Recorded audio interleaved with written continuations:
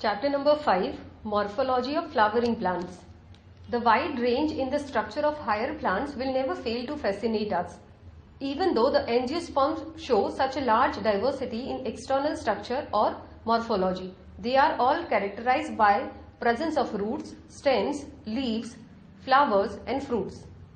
In chapters 2 and 3, we talked about classification of plants based on morphological and other characteristics. For any successful attempt at classification and at understanding any higher plant, we need to know standard technical terms and standard definitions. We also need to know about the possible variations in different parts, found as adaptations of the plants to their environment, that is adaptations to various habitats for protection, climbing, storage, etc. If you pull out any weed, you will see that all of them have roots, stems and leaves. They may be bearing flowers and fruits. The underground part of the flowering plant is the root system, while the portion above the ground forms the shoot system. 5.1 The root. In majority of the dicotyledonous plants, the direct elongation of the radicle leads to the formation of primary root, which grows inside the soil. It bears lateral roots of several orders that are referred to as secondary, tertiary, etc. roots. The primary roots and its branches constitute the taproot system, as seen in the mustard plant. In monocotyledonous plants, the primary root is short-lived and is replaced by a large number of roots. These roots originate from the base of the stem and constitute the fibrous root system as seen in the wheat plant. In some plants like grass, monstera and the banyan tree, roots arise from parts of the plant other than the radicle and are called adventitious roots. The main functions of the root system are absorption of water and minerals from the soil, providing a proper anchorage to the plant parts, storing reserve food material and synthesis of plant growth regulators.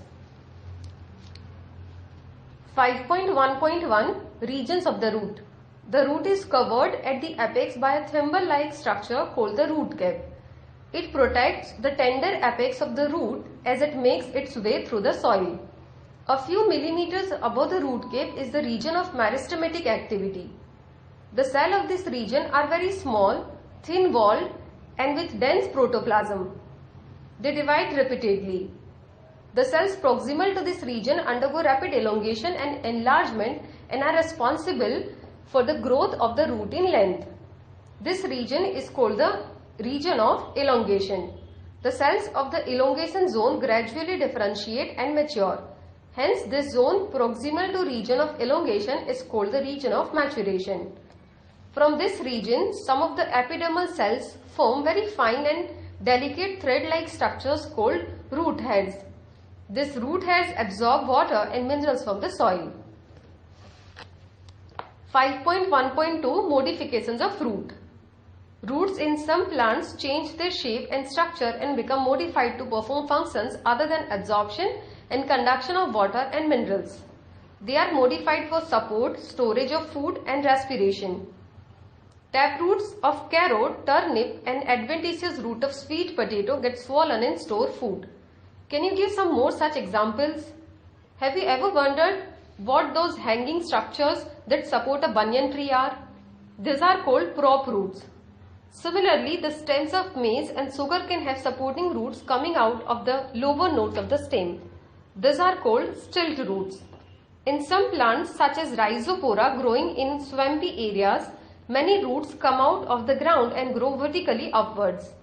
Such roots called pneumatophores help to get oxygen for respiration. 5.2 The stem. What are the features that distinguish a stem from a root? The stem is the ascending part of the axis bearing branches, leaves, flowers and fruits. It develops from the plumulae of the embryo of a germinating seed. The stem bears nodes and internodes. The region of the stem where leaves are borne are called nodes, while internodes are the portions between two nodes. The stem bears buds which may be terminal or axillary. Stem is generally green when young and later often become woody and dark brown. The main function of the stem is spreading out branches bearing leaves, flowers and fruits. It conducts water, minerals and photosynthesis. Some stems perform the function of storage of food, support, protection and of vegetative propagation. 5.2.1 Modifications of stem. The stem may not always be typically like what they are expected to be. They are modified to perform different functions. Underground stems of potato, ginger, turmeric, zameen kand, colocasia are modified to store food in them. They also act as organs of pollination to tide over conditions unfavorable for growth. Stem tendrils which develop from axillary buds are slender and spirally coiled and help plants to climb, such as in grounds and grapevines. Axillary buds of stems may also get modified into woody, straight and pointed thorns. Thorns are found in many plants such as citrus, bougainvillea.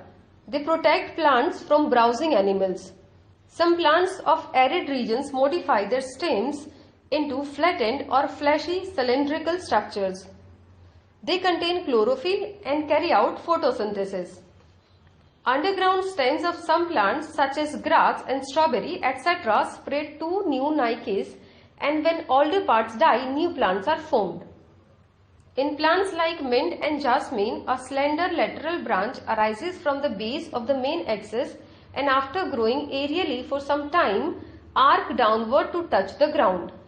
A lateral branch with short internodes and each node bearing a rosette of leaves and a tuft of roots is found in aquatic plants like Pistia and Eichhornia. In banana, pineapple and chrysanthemum, the lateral branches originate from the basal and underground portion of the main stem, grow horizontally beneath the soil and then come out obliquely upward, giving rise to leafy shoots. 5.3 The leaf. The leaf is a lateral, generally flattened structure borne on the stem. It develops at the node and bears a bud in its axil. The axillary bud later develops into a branch. Leaves originate from shoot apical meristons and are arranged in an acropetal order. They are the most important vegetative organs for photosynthesis. A typical leaf consists of three main parts: leaf base, petiole and lamina. The leaf is attached to the stem by the leaf base, and many bear two lateral small leaf-like structures called stipules. In monocotyledons, the leaf base expands into a sheath covering the stem partially or wholly. In some leguminous plants, the leaf base may become swollen, which is called the pulvinus. The petiole help hold the blade to light. Long, thin, flexible petioles allow leaf blades to flutter in wind, thereby cooling the leaf and bringing fresh air to leaf surface. The lamina or the leaf blade is the green expanded part of the leaf with veins and veinlets. There is usually a middle prominent vein which is known as the midrib.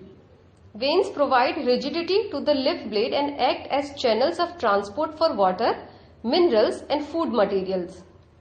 The shape, margin, apex, surface and extent of incision of lamina varies in different leaves. 5.3.1 Venation. The arrangement of veins and the veinlets in the lamina of leaf is termed as venation. When the veinlets form a network, the venation is termed as reticulate. When the veins run parallel to each other within a lamina, the venation is termed as parallel. Leaves of dicotyledonous plants generally possess reticulate venation, while parallel venation is the characteristic of most monocotyledons. 5.3.2 Types of leaves. A leaf is said to be simple when its lamina is entire or when incised. The incisions do not touch the midrib. When the incisions of the lamina reach up to the midrib, breaking it into a number of leaflets, the leaf is called compound. A bud is present in the axil of petiole in both simple and compound leaves, but not in the axil of leaflets of the compound leaf. The compound leaves may be of two types. In a pinnately compound leaf, a number of leaflets are present on a common axis, the rachis, which represents the midrib of the leaf as in neem. In palmately compound leaves, the leaflets are attached at a common point, that is at the tip of petiole as in silk cotton. 5.3.3 Phyllotaxy. Phyllotaxy is the pattern of arrangement of leaves on the stem or branch. This is usually of three types: alternate, opposite and rolled. In alternate type of phyllotaxy, a single leaf arises at each node in alternate manner as in China rose, mustard and sunflower plants. In opposite type, a pair of leaves arise at each node and lie opposite to each other as in Calotropis and guava plants. If more than two leaves arise at a node and form a roll, it is called rolled as in Alstonia. 5.3.4 Modifications of leaves. Leaves are often modified to perform functions other than photosynthesis. They are converted into tendrils for climbing as in peas or into spines for defense as in cacti. The fleshy leaves of onion and garlic store food. In some plants such as Australian acacia, the leaves are small and short-lived. The petioles in these plants expand, become green and synthesize food. Leaves of certain insectivorous plants such as pitcher plant, Venus flytrap are also modified leaves. 5.4 The inflorescence. A flower is a modified shoot wherein the shoot apical meristem changes to floral meristem. Internodes do not elongate and the axis gets condensed. The apex produces different kinds of floral appendages laterally at successive nodes instead of leaves. When a shoot tip transforms into a flower, it is always solitary. The arrangement of flowers on the floral axis is termed as inflorescence. Depending on whether the apex gets converted into a flower or continues to grow, two major types of inflorescence are defined: racemose and cymose. In racemose type of inflorescence, the main axis continue to grow. The flowers are borne laterally in an acropetal succession. In cymose type of inflorescence, the main axis terminates in a flower, hence is limited in growth. The flowers are borne in a basipetal order. 5.5 The flower. The flower is the reproductive unit in the angiosperms. It is meant for sexual reproduction. A typical flower has four different kinds of rolls arranged successively on the swollen end of the stalk or pedicel called thalamus or receptacle. These are calyx, corolla, androsium and gynoecium. Calyx and corolla are accessory organs while androsium and gynoecium are reproductive organs. In some flowers like lily, the calyx and corolla are not distinct and are termed as perianth. When a flower has both androsium and gynoecium, it is bisexual. A flower having either only stamens or only carpels is unisexual. In symmetry, the flower may be actinomorphic or zygomorphic. When a flower can be divided into two equal radial halves in any radial plane passing through the center, it is said to be actinomorphic. That is mustard, datura, chili. When it can be divided into two similar halves only in one particular vertical plane, it is zygomorphic. Example: pea, gulmohar, bean, cassia.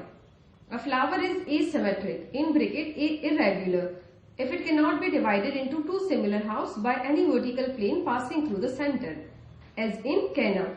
A flower may be trimerous, tetramerous or pentamerous when the floral appendages are in multiple of 3, 4 or 5 respectively. Flowers with bracts reduced leaf found at the base of the pedicle are called bractate and those without bracts ebractate. Based on the position of calyx, corolla and androsium in respect of the ovary on thalamus, the flowers are described as hypogynous, perigynous and epigynous. In the hypogynous flower, the gynoecium occupies the highest position while the other parts are situated below it. The ovary in such flowers is said to be superior, that is mustard, China rose and brinjal. If gynoecium is situated in the center and other parts of the flower are located on the rim of the thalamus almost at the same level, it is called perigynous. The ovary here is said to be half inferior, that is plum, rose, peach In epigynous flowers, the margin of thalamus grows upward enclosing the ovary completely and getting fused with it. The other parts of flower arise above the ovary. Hence, the ovary is said to be inferior as in flowers of guava and cucumber and the ray florets of sunflower.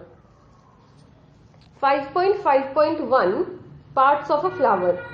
Each flower normally has 4 floral rolls: calyx, corolla, androecium and gynoecium. 5.5.1.1 Calyx. The calyx is the outermost roll of the flower and the members are called sepals. Generally, sepals are green, leaf-like and protect the flower in the bud stage. The calyx may be gamosepalous or polysepalous. Gamosepalous means sepals united or polysepalous means sepals free. 5.5.1.2 Corolla. Corolla is composed of petals. Petals are usually brightly colored to attract insects for pollination. Like calyx, corolla may be also united, gamopetalous or polypetalous. The shape and color of corolla vary greatly in plants. Corolla may be tubular, bell-shaped, funnel-shaped or wheel-shaped. Estivation. The mode of arrangement of sepals or petals in floral bud with respect to the other members of the same roll is known as estivation. The main types of estivation are velvet, twisted, imbricate and vexillary. When sepals or petals in a roll just touch one another at the margin without overlapping, as in Calotropis, it is said to be velvet. If one margin of the appendage overlaps that of the next one and so on, as in China rose, lady's finger and cotton, it is called twisted. If the margins of sepals or petals overlap one another but not in any particular direction, as in cassia and gulmohar, the estivation is called imbricate. In pea and bean flowers, there are 5 petals. The largest overlaps the 2 lateral petals, which in turn overlap the 2 smallest anterior petals. This type of estivation is known as vexillary or papilionaceous. 5.5.1.3 Androecium. Androecium is composed of stamens. Each stamen, which represents the male reproductive organ, consists of a stalk or a filament and an anther. Each anther is usually bilobed and each lobe has 2 chambers, the pollen sacs. The pollen grains are produced in pollen sac. A sterile stamen is called staminode. Stamens of flower may be united with other members such as petals or among themselves. When stamens are attached to the petals, they are epipetalous as in brinjal or epiphyllous when attached to the perianth as in the flowers of lily. The stamens in a flower may either remain free or may be united in varying degrees. The stamens may be united into one bunch or one bundle as in China rose or 2 bundles as in pea, or into more than 2 bundles as in citrus. There may be a variation in the length of filaments within a flower as in saliva and mustard. 5.5.1.4 Gynoecium. Gynoecium is the female reproductive part of the flower and is made up of 1 or more carpels. A carpel consists of 3 parts, namely stigma, style and ovary. Ovary is the enlarged basal part on which lies the elongated tube, the style. The style connects the ovary to the stigma. The stigma is usually at the tip of the style and is the receptive surface for pollen grains. Each ovary bears 1 or more ovules attached to a flattened cushion-like placenta. When more than 1 carpel is present, they may be free and are called apocarpous. They are termed syncarpous when carpels are fused, as in mustard and tomato. After fertilization, the ovules develop into seeds and the ovary matures into a fruit. Placentation.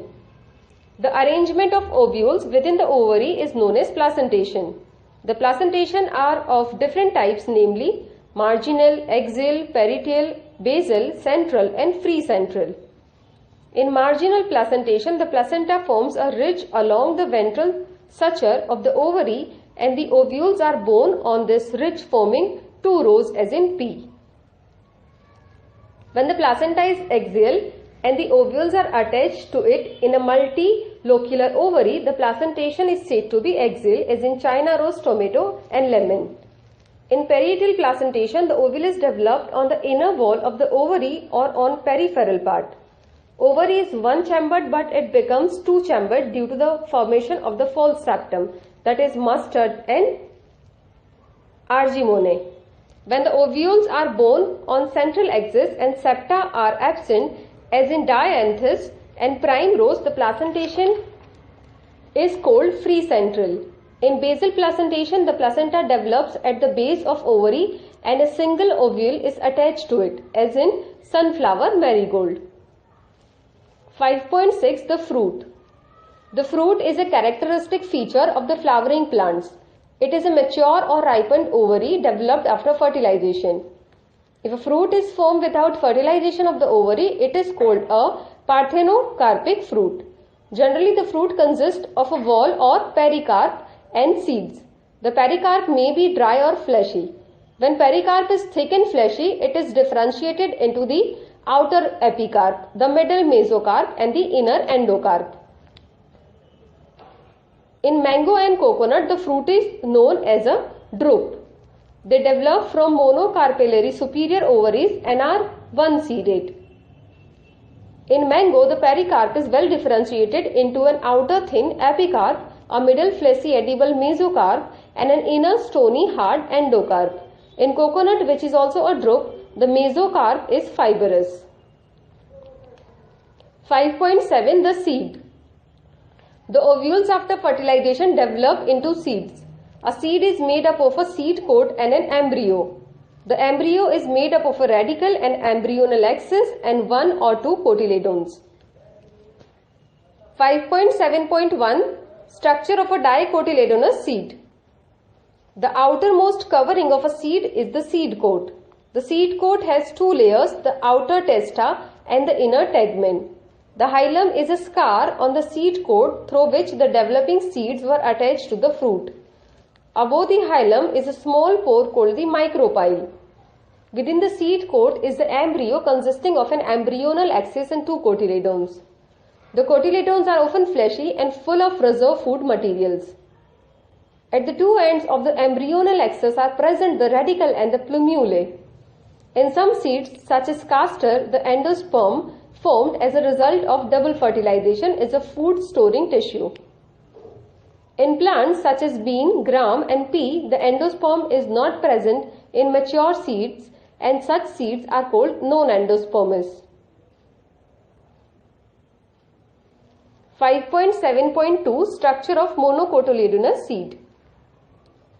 Generally, monocotyledonous seeds are endospermic, but some, as in orchids, are non-endospermic. In the seeds of cereals such as maize, the seed coat is membranous and generally fused with the fruit wall. The endosperm is bulky and stores food. The outer covering of endosperm separates the embryo by a proteinaceous layer called aleurone layer. The embryo is small and situated in a groove at one end of the endosperm. It consists of one large and shielded shaped cotyledon known as scutellum and a short axis with a plumule and a radicle. The plumule and radicle are enclosed in seeds which are called psilopetile and coleoriza respectively. 5.8 Semi-technical description of a typical flowering plant. Various morphological features are used to describe a flowering plant. The description has to be brief, in a simple and scientific language and presented in a proper sequence. The plant is described beginning with its habit, vegetative characters, roots, stem and leaves, and then floral characters, inflorescence and flower parts. After describing various parts of a plant, a floral diagram and a floral formula are presented. The floral formula is represented by some symbols. In the floral formula, BR stands for bractate, K stands for calyx, C for corolla, P for perianth, A for androecium and G for gynoecium.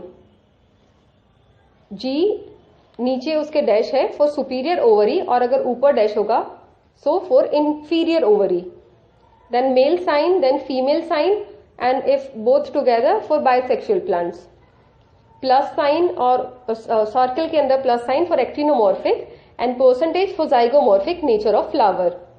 Fusion is indicated by enclosing the figure within bracket and adhesion by a line drawn above the symbols of the floral parts. A floral diagram provides information about the number of parts of a flower, the arrangement and the relation they have with one another. The position of the mother axis with respect to the flower is represented by a dot on the top of the floral diagram. Calyx, corolla, androsium and gynosium are drawn in successive rows, calyx being the outermost and the gynosium being in the center. Floral formula also shows cohesion and adhesion within parts of rows and between rows. The floral diagram and the floral formula in figure 5.20 represent the mustard plant. 5.9 Description of some important families. 5.9.1 Fabaceae. This family was earlier called Papilionoideae, a subfamily of family Leguminosae. It is distributed all over the world. Vegetative characters: trees, shrubs, herbs, root with root nodules. Stem erect or climber. Leaves alternate pinnately compound or simple. Leaf base pulvinate, stipulate, venescent, reticulate. Floral characters: inflorescence, racemose. Flower bisexual, zygomorphic.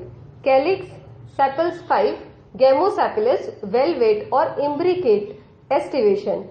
Corolla, petals 5, polypetalous, papilionaceous, consisting of a posterior standard, 2 lateral wings, 2 anterior ones forming a keel, vexillary estivation. Androsium, 10, didelphys, anther, diathecus. Gynosium, ovary superior, monocarpellary, unilocular with many ovules, style, single. Fruit, legume, seed, one to many, non-endospermic. Economic importance. Many plants belonging to the family are sources of pulses in bracket gram, arhar, same, moong, soybean. Edible oil in bracket soybean, groundnut. Dye in bracket indigofera. Fibers in bracket sun hemp. Fodder, ornamentals, medicine. 5.9.2 Solanaceae. It is a large family commonly called as the potato family. It is widely distributed in tropics, subtropics and even temperate zone. Vegetative characters: plant mostly herbs, shrubs and rarely small trees. Stem herbaceous, rarely woody, aerial, erect, cylindrical, branched, solid or hollow, hairy or glabrous, underground stem in potato. Leaves alternate, simple, rarely pinnately compound, exstipulate, venescent, reticulate. Floral characters: inflorescence, solitary, axillary or cymose as in solanum. Flower bisexual, actinomorphic. Calyx, sepals 5, united, persistence, velvet estivation. Corolla, petals 5, united, velvet estivation. Androsium, stamens 5, epipetalous. Gynosium, bicarpellary, syncarpous, ovary superior, bilocular, placenta swollen with many ovules. Fruits, berry or capsule. Seeds, many, endospermous. Economic importance: many plants belonging to this family are source of food, spice, medicine, fumigatory or ornamentals. 5.9.3 Liliaceae.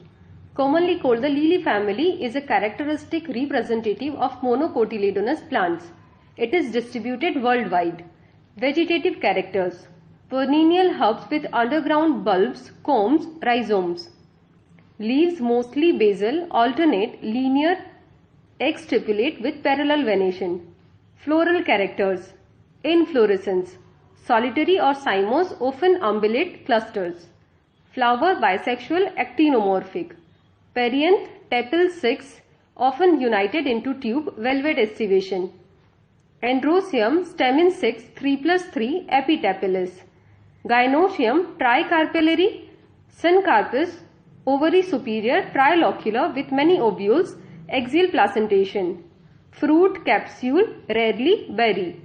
Seed endospermous. Economic importance: many plants belonging to these families are good ornamentals, source of medicine, vegetables and colchicine.